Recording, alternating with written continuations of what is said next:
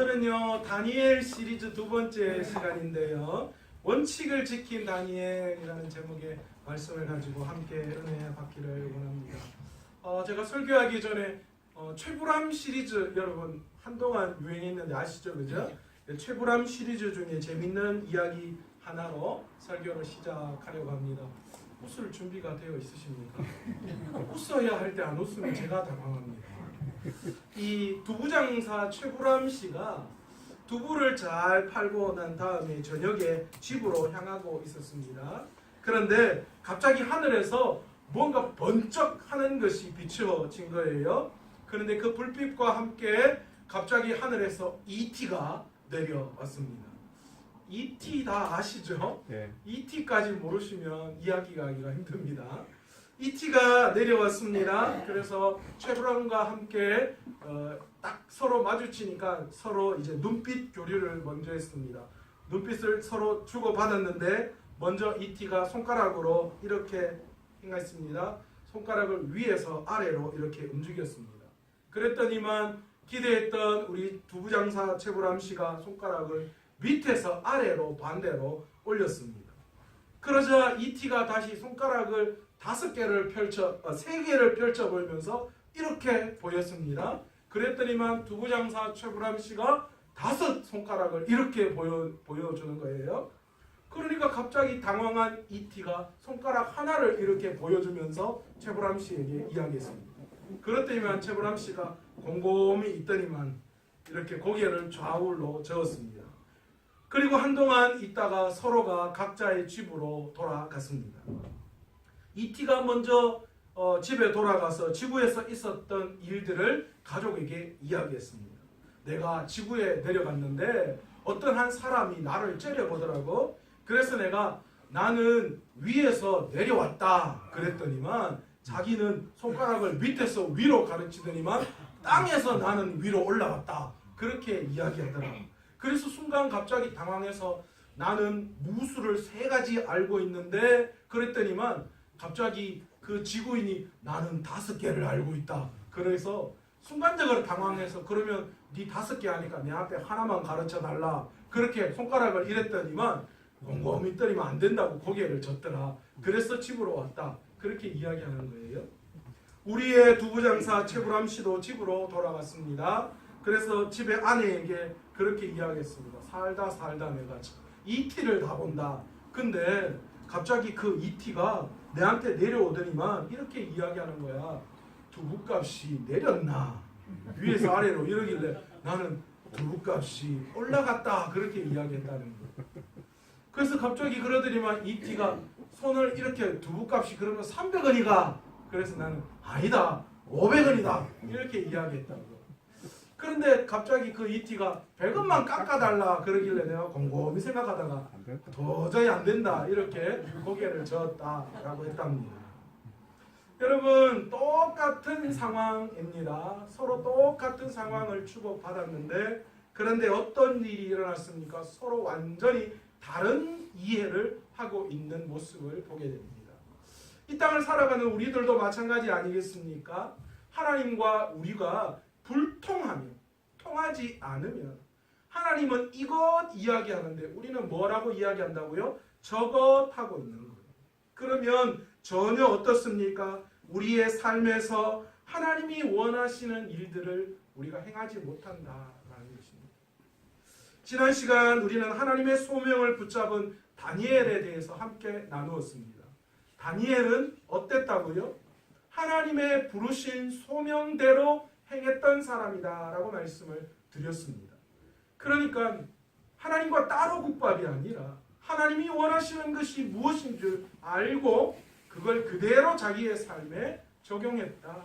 하나님이 부르심이 무엇이고 그 부르심의 소명대로 순종했던 사람이 다니엘이다. 그렇게 말씀드렸습니다.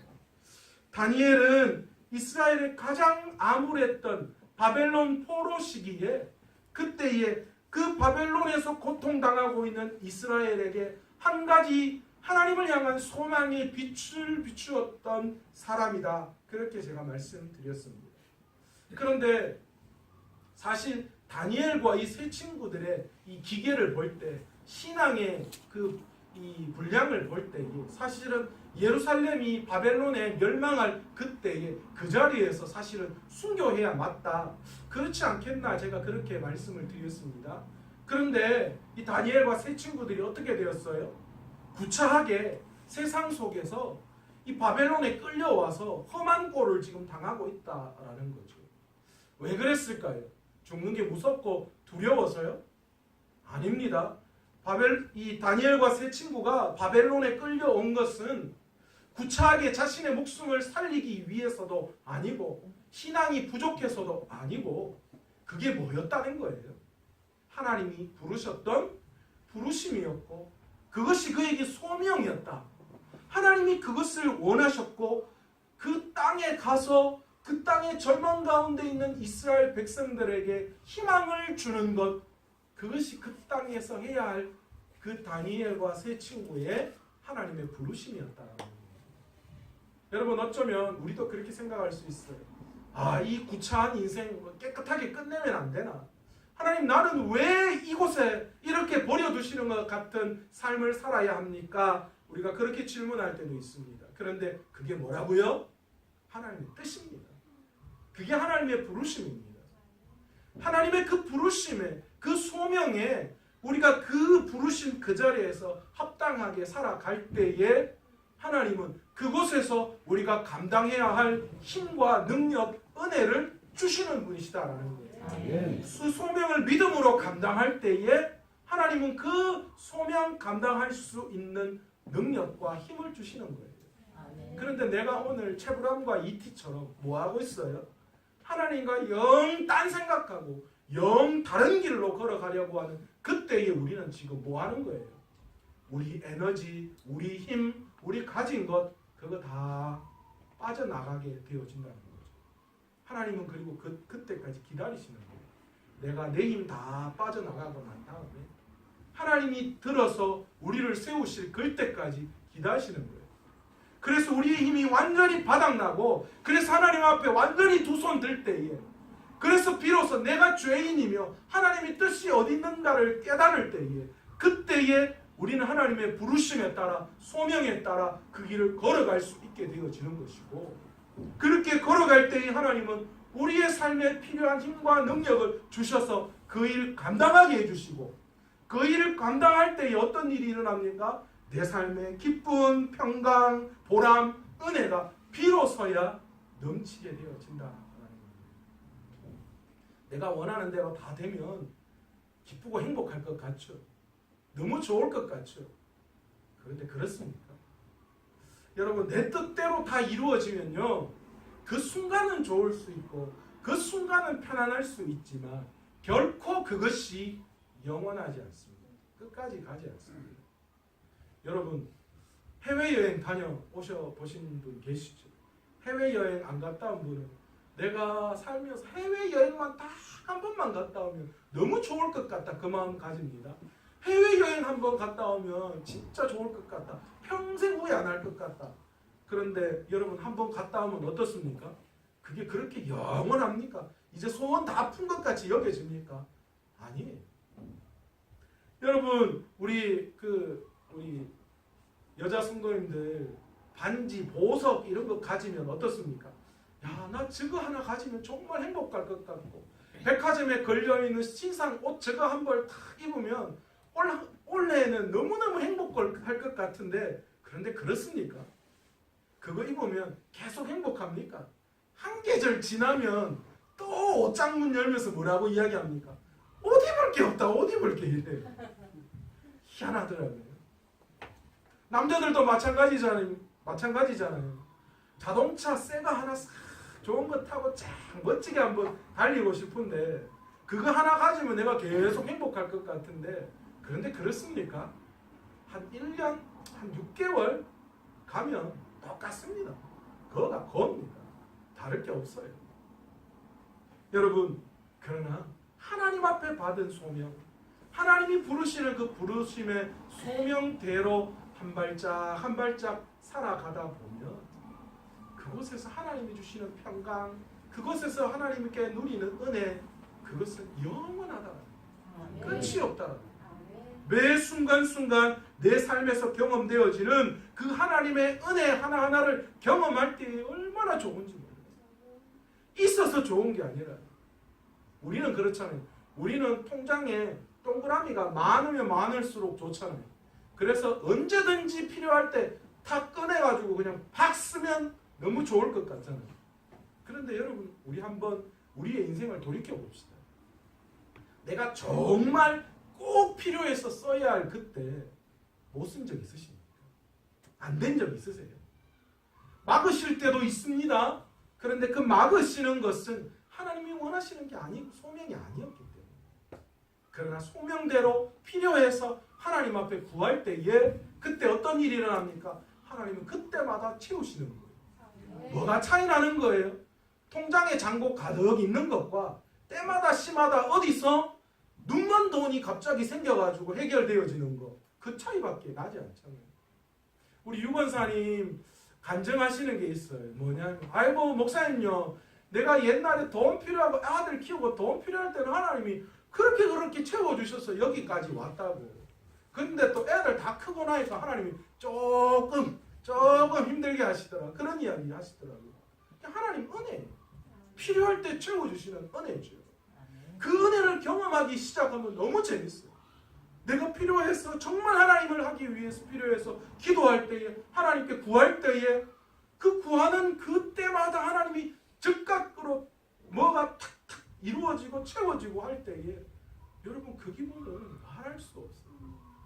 오늘 제가 우리 주일학교 또 우리 권사님한테, 권사님 오늘 우리 주일학교 20명 넘을 겁니다 하고 자신있게 이야기했더니 우리 아내가 옆구리 쿡 찌르면서 또 쓸데없이 지금 교만해가지고 막 그러시더라고요. 그러더라고요. 그래서 내가 또 교만했나 했는데 오늘 그래도 18명 왔어요. 원래 와야 될 애들이 4명이나 왔어요. 제가 그 4명 나오면 오늘 22명이죠. 그걸 딱 오늘 새가족 3명 보내, 3명. 여러분, 이 기쁨이 여러분 어떤 줄 아십니까? 이걸 경험하면 여러분들 목회 다 해봐야 돼요. 새가족 있다고 왔을 때 그 기분이 얼마나 좋은지. 주일학교 애들 새가족 3명 문 여는 거 다 들었는데 제가 기도할 때만 하나님 보내달라고, 이제 하나님, 우리는 뭐 기도합니까? 일꾼 보내달라고 기도하잖아요. 여러분 기억하세요. 여러분 입 열 때마다 시마다 뭐 기억합니까? 주일학교 위해서 기도하고 주일학교 부흥될 수 있도록 기도하고.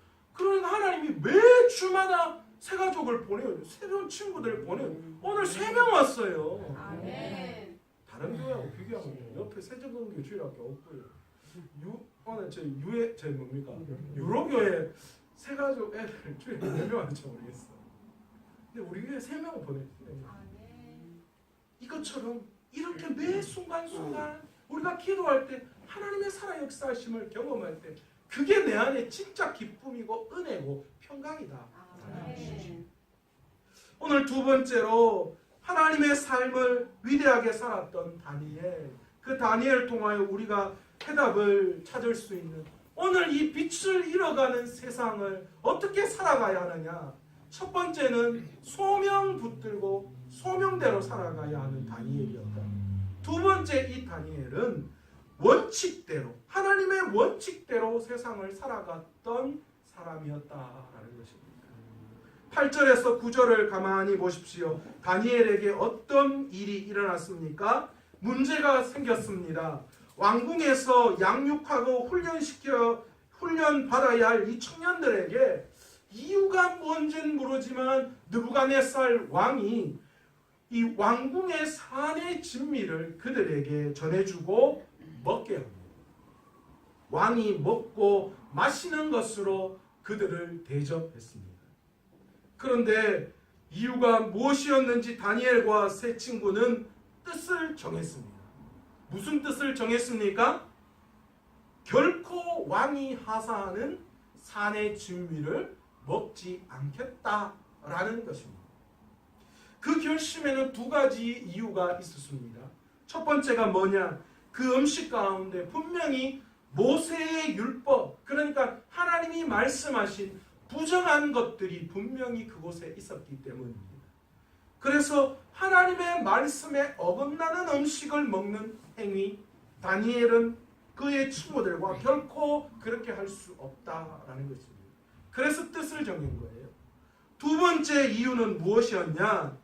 이 바벨론의 느부갓네살 왕이 하사한 그 음식은 사실은 바벨론 우상들에게 일단 바쳐졌던 음식들입니다. 그러니까 그 말은 다른 말로 무엇이냐? 이 예루살렘에서 잡혀온 그들에게 뼛속 깊이 바벨론의 우상, 바벨론의 신앙을 그들에게 심어주려고 했던 이 느부갓네살 왕의 이 마음속의 음모가, 그 모략이 그 안에 숨겨져 있었던 것입니다. 그러니까 좋은 음식 먹으라 라고 했지만 그 좋은 음식 속에는 우상에 바쳐진 제물이며 우상에 드려진 것이었기 때문에 그들이 그것을 먹는 그 순간 자연스럽게 바벨론의 신들, 우상들을 그들의 것으로 접하게 되어지는 것이었습니다. 그런데 다니엘이 어땠습니까? 느부갓네살 왕의 이 속셈을 알았습니다. 그래서 다니엘이 친구들과 함께 뜻을 정했습니다. 결코 그 음식을 먹지 않겠다. 그 뜻을 먼저 누구에게 이야기했습니까? 황관장에게 먼저 이야기했습니다. 도저히 자신은 목숨을 걸고 또는 모든 내 삶을 걸고서 내가 지키고 내가 따르려고 했던 그 원칙을 범할 수 없습니다 라는 뜻을 내어 걸었습니다. 여러분, 기본적으로 하나님의 사람들은 원칙이 있어요. 원칙대로 살아야 합니다. 왜 그렇습니까? 하나님이 우리를 부르셨기에 하나님이 부르신 그 하나님의 뜻대로 살아가야 하는 원칙이 우리에게 있다라는 거죠. 그 원칙을 하나님이 우리에게 주어졌다라는 겁니다. 내 선택이고 내 마음대로 살아가면 내 삶이 내 원칙이겠죠. 내 뜻이 내 원칙이겠죠. 그러나 하나님에 의해서 하나님의 부르심에 따라서 살아가야 할 우리들이라면 하나님이 우리에게 주신 원칙을 우리는 분명히 지키고 따라가야 한다라는 것입니다. 그것이 우리의 인생입니다. 다른 원칙이 아니라. 그런데 우리는 어떻습니까? 우리는 하나님이 주시는 원칙 따라 살아가는 게 아니라 세상이 통용되어지고 세상이 되어져 가는 그 모양 그대로를 우리의 삶의 원칙으로 생각하고 살아간다라는 겁니다. 그런데 여러분, 세상 속에서 하나님이 주신 원칙대로 살아가는 거, 여러분 그게 쉽습니까? 결코 쉽지 않습니다. 왜 그렇습니까?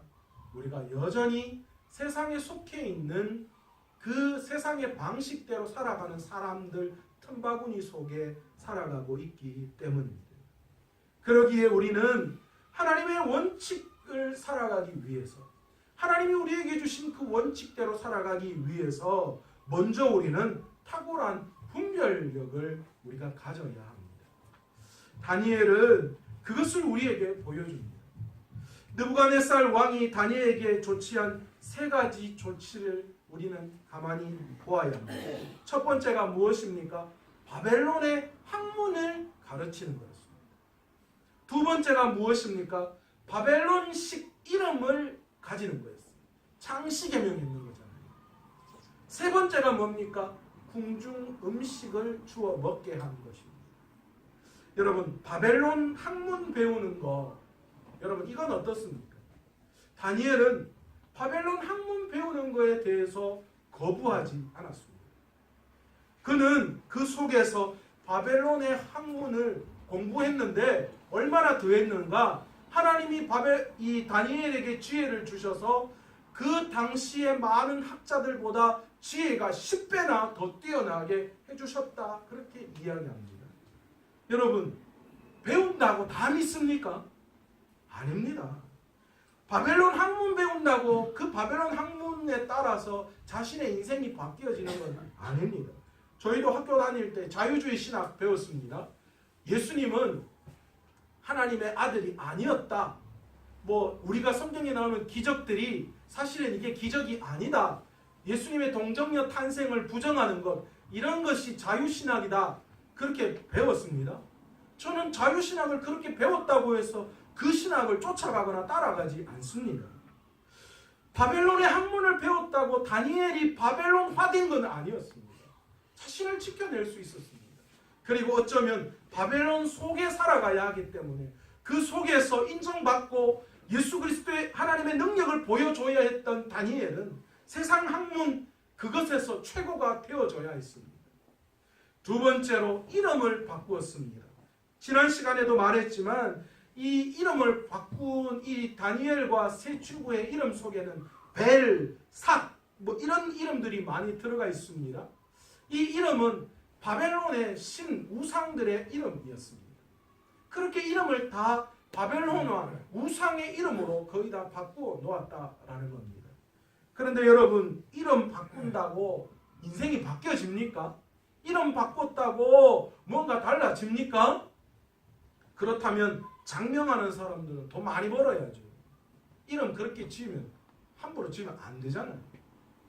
아마 정씨는 전부 다 뭐로 지어야 돼요? 주영이나 이런 걸로 지어야 돼요. 이씨들은 다 어떻게 지어야 됩니까? 건희 이장로님이 이름 건희 이런 걸 바꿨어야지. 왕창 어떻게 막 돈이 불러요. 여러분, 노씨는 무현이나 아니면 태우 이런 걸로, 김씨는 영삼 대중 이런 걸로 다 바꿔야 안 됩니까? 이름 바꿔서 될 것 같으면 다 그렇게 바꿔야죠.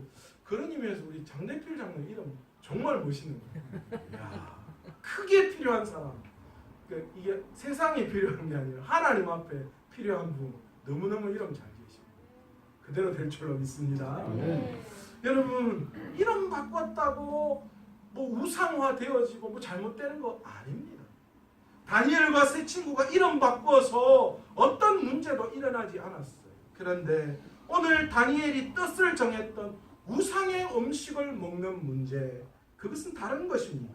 왜 그렇습니까? 하나님의 말씀에 정면으로 부인되어지는 거예요. 하나님의 말씀에 정면으로 어긋난 행위입니다. 그러기에 다니엘은 원칙을 지켰습니다. 분별력을 가졌습니다. 내가 이건 하면 안 되는 것이다. 내가 이건 하면 하나님의 말씀을 부정하는 것이고 거부하는 것이고 불순종하는 것이다. 그렇기에 다니엘은 뜻을 세웠다라는 것입니다. 여러분, 오늘 우리에게 참 중요한 교훈이기도 합니다. 여러분, 신앙생활하면서 적당히 세상과 타협하며 세상이 원하는 대로 살아가는 사람들이 얼마나 많이 있습니까? 내가 예수 믿는다고 하면서도 여전히 세상 사람들과 별반 다른 게 없어요. 우리 그렇게 이야기하면 세상 사람 다 그러는데 다 그러는데 그게 내 하나 한다고 뭐가 문제가 되나? 아유, 예수 믿는 사람 보니까 다 똑같더라. 목사도 다르지 않더라. 내가 그렇게 유별나다고 그렇게 생각해서 쉽게 세상과 타협하고 넘어가는 사람들 많이 있어요. 그런데 우리가 살아가야 할 원칙, 우리가 그래도 될까요? 쉽지 않습니다. 힘들고 어렵습니다. 그러나 우리에게 반드시 주신 하나님의 말씀, 그 하나님의 원칙, 우리는 그 원칙대로 결코 세상과 타협하며 살아가지 않아요. 여러분, 하나님은 우리에게 거룩하라 라고 말씀하십니다. 내가 거룩하니 너희도 거룩하라 말씀하셨어요.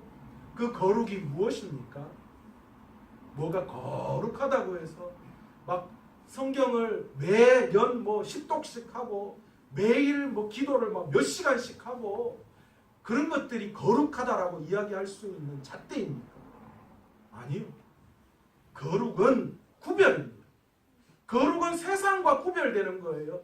우리가 세상과 같지 않은 것을 거룩이라고 이야기합니다. 내가 세상과 같지 않다, 하나님이 그렇게 말씀하시는 거예요.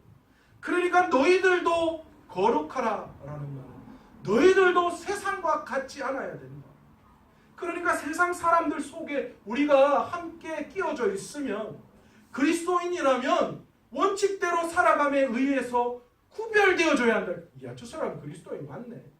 저 사람 기독교인 맞네. 예수 믿는 사람 맞네. 그렇게 드러나야 한다. 그게 어디서 드러나야 하는 겁니까? 하나님의 말씀에 입각해서 원칙을 지켜낼 때에 그렇게 되어지는 거예요. 남들 다 보지 않는다고 똑같이 한다면 그게 어떻게 구별되는 사람이라고 이야기할 수 있겠어요? 다 섞여 있을 때 세상 사람들이 나를 다 볼 때 하는 거 그건 누구도 할 수 있어요. 그러나 진짜 거룩한 사람, 진짜 구별된 사람은 내가 누구인지 모를 때에 내가 그 자리에서 하나님이 나를 보고 계심을 알고 세상 가운데 구별되어지는 모습이 드러나야 한다는 거예요. 제가 대구에서 사역할 때 거기에는 교육자들이 거의 한 목사들만 10명 계셨어요. 그러니까 때로는 이제 목사들끼리만 어디를 갈 때에 누구 목사 하면 부담스러운 거예요. 그래서 우리끼리 뭐라고 호칭을 붙였느냐? 야 최부장, 야 황 과장, 그렇게 부르기 시작했습니다. 그런데 그게 어디 갈 때마다 그게 이제 자유롭게 불러지는 거예요. 교회 밖을 딱 나가는 그 순간 우리가 목사인지 모른다라는 그 순간부터 호칭이 황 부장, 김 부장, 최 과장 바뀌어지는 거예요. 그런데 그 호칭이요 참 기가 막힙니다. 목사는 부장, 강도사는 과장, 그리고 전도사는 대리. 그냥 딱 떨어져요. 희한합니다. 담임 목사님은 회장님. 그런데 그렇게 호칭을 부르다가요, 하나님이 이거 원하시지 않는구나. 그 깨달았어요. 내가 모르는 곳에 가서 내가 자유롭게 하고 싶은 마음, 여러분 그거 누가 주는 생각이에요? 아무도 내가 누군지 모르는 거기에서는 우리 모두가 다 뭐 한 거예요? 내 마음대로 하고 싶은 생각들이 여전히 존재한다는 거예요. 여러분 남자들 대학 교수, 뭐 서울대 나오고 뭐 아주 높은 위치에 올라가도요, 다 군복 개구리복 입혀놓고는 예비군 훈련장에 가면 다 똑같아진대. 아무데나 오줌 누고 그 아무데나 앉아가지고 뭐 먹고 그런데 똑같아. 거기에 개구리복 입혀놓으면 누가 누군지도 모르고 다 똑같다라는 거예요. 여러분 그러나 그리스도인은 우리는 달라야 하죠. 뭐가 원칙이 되어야 합니까? 말씀이 원칙이 되어야 합니다. 하나님이 우리에게 부르심의 소명대로 살아가게끔 하기 위해서 우리에게 주신 말씀, 그 말씀의 원칙을 지키고 우리가 세상 가운데 구별된 자로 살아갈 때에 그것이 거룩이고 그것이 오늘 우리가 살아가야 할 삶의 원칙이랍니다. 그 원칙 무너지면 여러분 우리가 더 이상 이 세상에서 살아갈 수가 없어요. 그리스도인이라 말할 수 없어요. 세상에 기독교인이 3분의 1이래요. 놀래지도 않는다. 우리나라 기독교인이 3분의 1이래요. 좀 떨어졌다고 해도 공식적인 통계 자료가 4분의 1, 5분의 1로 나와요. 그런데 이 나라 이 모양이 왜 이렇습니까? 할 말 있으십니까? 원칙대로 안 살았어요. 하나님의 부르심대로 안 살았고, 하나님이 부르셨다면 그 부르심에 합당한 삶의 원칙대로 살아가지 못하니까 그리스도인이 3분의 1이고 그렇게 영향력을 미쳐야 할 이 땅이 전혀 그 영향력 없이 세상이 후들려가며 살아간다라는 것입니다. 하나님께서는 너희는 이 세대를 본받지 말고 오직 마음을 새롭게 하여 변화를 받아 하나님이 선하시고 기뻐하는 뜻이 어디 있는지 너희가 분별하라 말씀하셨습니다. 하나님의 뜻을 바로 분별해야 합니다. 그러는 것도 중요합니다. 여러분 아무리 생각하면 뭐합니까? 저도 옛날 고등학교 다닐 때요 엄청나게 서울대 가야 된다고 생각만 했어요. 엄청나게 공부해야 된다고 생각만 했어요. 아무것도 안 되더라고요. 우리 외할머니가 그렇게 저한테 하신 말씀 중에 이런 말씀이 있습니다. 마음만 장구는 핫바지에 똥 싸며. 마음만 부품하면 뭐합니까? 그것을 우리의 실제로 실생활에 적용시키지 않고 실행하지 않으면 아무것도 안 돼요. 우리가 그리스도인이라고 알고 마음 먹었다면 마음 먹은 것을 어떻게 해야 합니까? 우리의 실제적인 삶을 통하여 믿음의 모습을 보여야 합니다. 행해야 합니다. 오늘 다니엘을 보십시오. 다니엘이 어떻게 합니까? 뜻을 정했습니다. 그렇게 하면 안 되는구나 마음 먹었습니다. 그래서 뭘 합니까? 환관장에게 찾아가서 내가 먹지 않겠습니다 말하고 있습니다. 우리 모두가 다 마음은 먹습니다. 오늘 여러분들 마음이 그렇게 와, 오늘 우리 목사님 또 오늘 필 받았다고. 오늘 또 소리가 자꾸 커지는 거 보니까 오늘 좀 필 받으셨구나. 그러면서 그래 맞다. 그 말대로 살아야 되는 게 맞다. 다 마음은 그렇게 먹습니다. 그런데 저 문을 열고 나아가는 순간 달라집니다. 왜 달라집니까? 그 말씀대로 순종하고 나아가는 사람과 그렇지 않은 사람은 완전히 달라진다는 것입니다. 여러분 마음 먹었으면 실천해야죠. 100번 마음 먹으면 뭐합니까? 한 번 실천하는 게 더 중요해요. 여러분 구약의 성경의 인물들을 보십시오. 그들은 성경이 우리에게처럼 이렇게 주어지지도 않았어요. 고작 그들은 안식일 날 전해지는 그런 조금씩 전해지는 그 말씀을 듣고서도 믿음의 결단을 하고 그 말씀에 목숨을 걸었습니다. 그런데 오늘은 우리가 66권의 말씀, 하나님의 뜻이 무엇인지 우리가 손을 들고 펴기만 하면 나타나는 이 시대를 살아가는 그런 삶을 살아가고 있습니다. 그런데 왜 우리의 삶의 능력이 그때의 성경이 주어지지 않았을 때보다 우리의 믿음이 더 연약할까요? 단 한 가지입니다. 그들은 들은 말씀 그대로 살려고 노력했습니다. 주일날 말씀을 들으면 사도들을 통하여 들었던 그 말씀을 내 삶의 실천에 옮기도록 내 삶 그 삶대로 말씀대로 살아가려고 몸부림치고 발버둥쳤다는 거예요. 그 말씀 한 구절 붙든 거예요. 그런데 오늘 우리에게는 수많은 말씀이 TV만 틀면 설교 말씀이 들리고 내가 말씀을 들으려고 하면 언제 어디서나 말씀을 들을 수 있는 이 시대를 살아가는데 우리는 그들보다 믿음의 결단을 못하고 있습니다. 왜요? 말씀대로 안 산다. 말씀대로 몸부림치지 않는다. 저 문을 열고 나아가는 순간 그때부터 하나님과 담쌌다가 그 다음 주에 저 문을 열고 들어올 때 뭐합니까? 회개합니다. 아이고야 내가 그렇게 못 살았다. 똑같이 그렇게 반복해. 그러나 결코 우리의 신앙이 그렇게 되었습니다. 다니엘은 뜻을 정했습니다. 그리고 순종했습니다. 그 뜻대로 하나님의 말씀대로 생각한 대로 분별력 있게 분별하고 하나님의 원칙대로 그의 삶에 적용시켰다라는 것입니다. 여러분 믿음은 몸부림입니다. 여러분 믿음은 뭔가 우리가 크게 되어지는 것 아닙니다. 하나님의 뜻이 우리를 향한 하나님의 뜻이 어디 있는지 하나님 앞에 발견하고 그 소명을 붙드는 거예요. 그리고 그 소명을 주신 하나님의 뜻이 우리에게 어디에 있는지 무엇인지를 말씀 속에서 깨닫고 그 말씀을 통하여 하나님의 원칙대로 우리의 삶을 살아가야 해요. 분별력이 있어야 합니다. 하나님의 뜻을 세워야 합니다. 그리고 분별했다면 그것을 우리의 삶의 실행에 옮겨야 합니다. 그런 몸부림이 우리의 삶에 계속적으로 나타나야 합니다. 그렇지 않으면 결코 우리가 하나님 그리스도인이다라고 말할 수 없습니다. 어린아이가 첫걸음을 내디딜 때 어떻습니까? 여러분 운전면허 시험 칠 때 여러분 처음 배울 때 여러분 생각나셔요?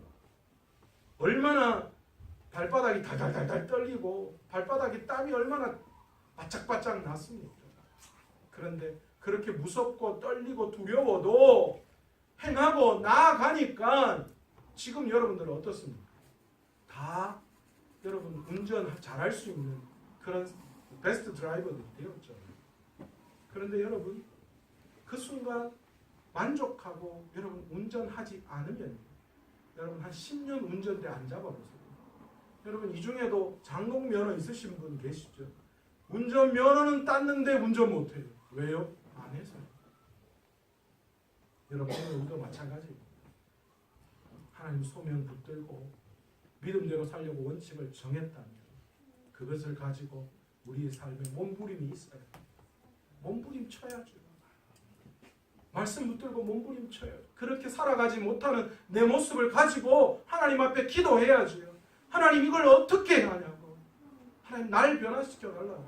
내 능력으로 안 되니까 성령님이 깨닫게 해주시고 성령의 강권적인 역사로 내 삶을 이끌어 달라고 하나님 앞에 매일 구하며 나아가야죠. 그리고 결단하고 그렇게 행해야 합니다. 오늘 보이지 않는 곳에 내가 그리스도의 모습이 없었다면 내일은 그렇게 하지 않도록 애쓰고 발부는 쳐야지. 오늘 내가 하나님 앞에 부정을 저질렀다면 그 다음에는 내가 그렇게 하지 않아야 되겠다. 마음 먹어야지. 제가 얼마 전에 새벽기도 나오다가 여기 초등학교 거기에 주차를 했는데 제 앞에 차가 한 대 막혀져 있었어요. 새벽에 새벽기도 나와야 되니까 이 차를 밀어야겠다. 미니가 밀리더라고요. 차를 조금 밀어놓고 제 차를 봉고차를 타고 싹 나오려고 돌아서 나오려고 하는데 제가 밀었던 차가 갑자기 뒤로 조금 가더니만 갑자기 쭉 내려가서 뒤쪽 쓰레기통 학교 그 쓰레기 담벼락 그거를 쿵 하고 박는 거예요. 그래서 담벼락이 왕창 넘어가는 거예요. 순간적으로 얼마나 뭐지? 너 분명히 차 세웠는데? 그래서 일단 차를 정지해 놓고 상황을 보니까 그 쓰레기 담벼락은 다 넘어가 있고 차는 기스가 나 있더라고요. 근데 새벽 기도 드려야 되니까 그거 처리 못하잖아요. 그래서 일단 제 차를 빼고 그 차를 원위치로 해놔놓고 무너진 담벼락을 또 다 벽돌 옮겨가 안쪽으로 세워놨어요. 그리고 새벽 기도 드렸습니다. 새벽 기도 드리는데 뭐 새벽 기도 제가 어떻게 드린지 모르겠어요. 저걸 어떡하지? 혼자 머릿속에 엄청나게 돌렸어요. 앉아서 기도하는데 오직 생각에 담벼락 범퍼 뒤에 기스 기도가 안 되는 거예요. 그래서 그날은 좀 일찍 일어났습니다. 그래서 거기 현장으로 제가 찾아갔습니다. 보니까 밤에 끔끔할 때보다 낮에 혼할 때가 더 그 현장이 처참했습니다. 그리고 속으로 그 생각했습니다. 아니 세상에 담벼락이 차가 툭 받았다고 무슨 담벼락이 넘어가냐고. 이 무슨 담벼락이 이렇게 만들었냐고 속으로 궁실거리면서 뒷차 범퍼를 봤는데 범퍼도 기스가 확 나 있더라고요. 그래서 순간적으로 어떻게 하나 아무도 못 봤는데 가버리거든요. 그런데 갑자기 블랙박스가 생각났어. 혹시 블랙박스 있을 수 있는데 이거 안 되지. 나중에 갑자기 연락 와서 목사인가 아니면 이거 완전 진짜 창피인데 그러면 안 되지. 그래서 쪽지에 제 연락처를 적어서 차에 올려놨습니다. 그리고 담벼락 그거는 치워놓고 아침에 들어가자마자 우리 아내에게 학교에 전화하라고. 그래서 담벼락 사고 났는데 그거 우리가 했으니까 해줄 거라고 수리해주겠다 그렇게 이야기하라 그랬습니다. 아니나 다를까 아내가 전화를 했더니만 그 사람이 경찰에 신고하려고 했다 그러는 거예요. CCTV가 있었대요. 또 거기에 CCTV 돌려보니까 봉고차 산 남자였던데 왜 여자가 전화하냐고 해서 자기 남편이라고 그렇게 이야기했대요. 그래서 이제 하기로 자기가 수리하기로 그렇게 했습니다. 그리고 이제 차에 쪽지 남겨놓은 그 차의 연락처만을 기다리고 있었습니다. 근데 오전 내내 전화가 안 오는 거예요. 그래서 아싸 하나님이 요거는 넘어가게 해주시는 것 같다. 이야 예 그렇게 생각해서 역시 하나님은 아침에 하나님 어쩌든가 좋게 해결해 달라고 기도했는데 기도대로 해주시는가 보다 그렇게 생각을 했습니다. 자 그리고는 좀 있었는데 연락 안 오니까 자꾸 이제 불안한 거여서 안 되겠다. 내가 전화를 해야 돼. 전화를 걸었습니다. 그런데 그 남자분이 엄청 쿨하시더라고요.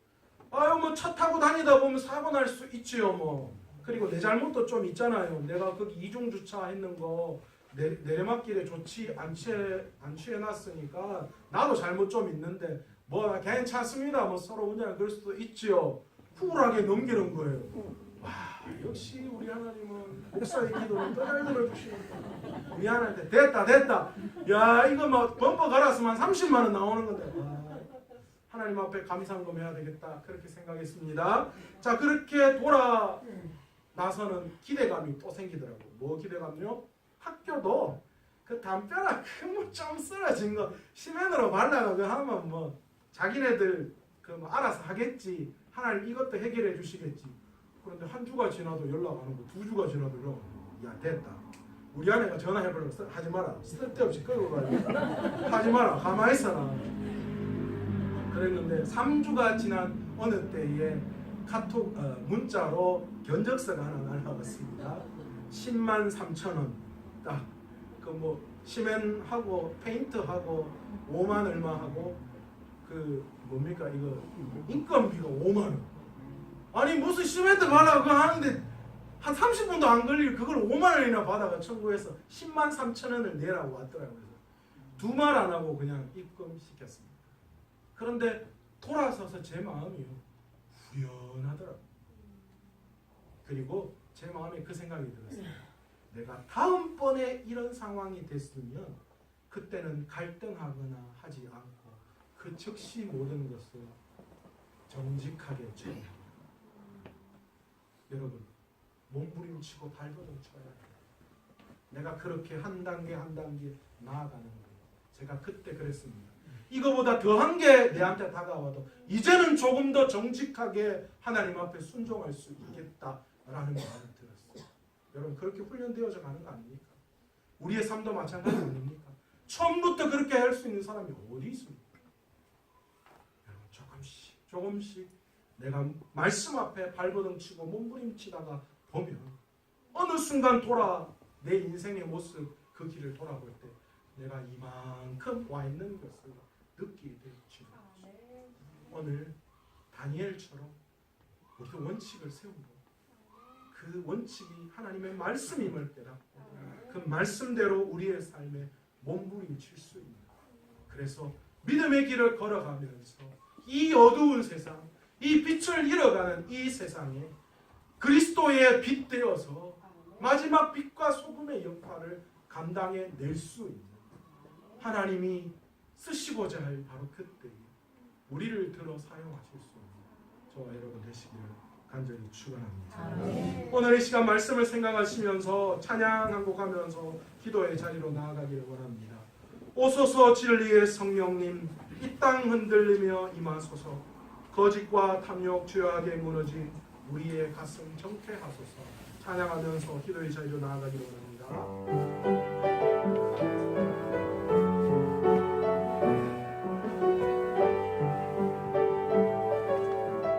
오소서 진리의 성령님 오소서 진리의 성령님 이 땅 흔들며 임하소서 거짓과 탐욕 죄악에 무너진 우리 가슴 정케하소서. 오소서 은혜의 성령님 오소서 은혜의 성령님 하늘 가르고 임하소서 하늘 가르고 임하소서 거룩한 불꽃 하늘로서 임하사 타오르게 하소서 주 영광 위에 부흥의 불길 타오르게 하소서 진리의 말씀 이 땅 새롭게 하소서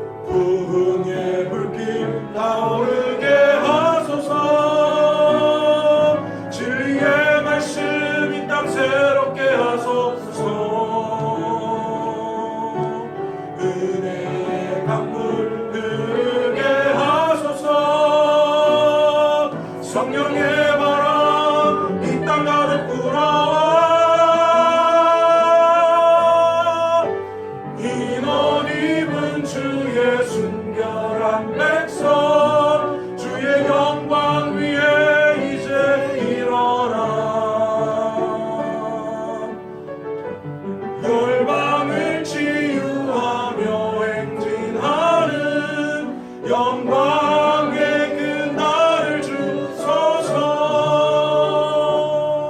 오늘 이 시간 함께 통성으로 기도할 때 주님, 열방을 치유하는 그날까지 우리가 주님의 소명 붙들고 원칙을 지키며 살아갈 수 있도록 주님 도와주옵소서. 믿음은 몸부림입니다. 하나님, 오늘도 들려진 그 말씀이 그냥 내 귀를 통과하고 내 마음만 움직이다가 끝나는 말씀이 아니라 그 말씀이 우리의 마음 가슴에 새겨지고 돌같이 새겨져서 날마다 때마다 시마다 하나님의 역사가 필요할 그때 꺼내어 바라보며 그 말씀에 순종하며 믿음의 길을 걸어갈 수 있는 저희를 되게 하여 주옵소서. 성령의 바람이 불어 아버지 하나님 우리를 치료하시고 이 땅을 치료하시고 하나님 부흥의 놀라운 불길이 우리의 기도를 통하여 우리의 삶을 통하여 이 교회 위에 일어날 수 있도록 해달라고 주여 한번 간절히 부르고 합심하여 기도합니다. 주여!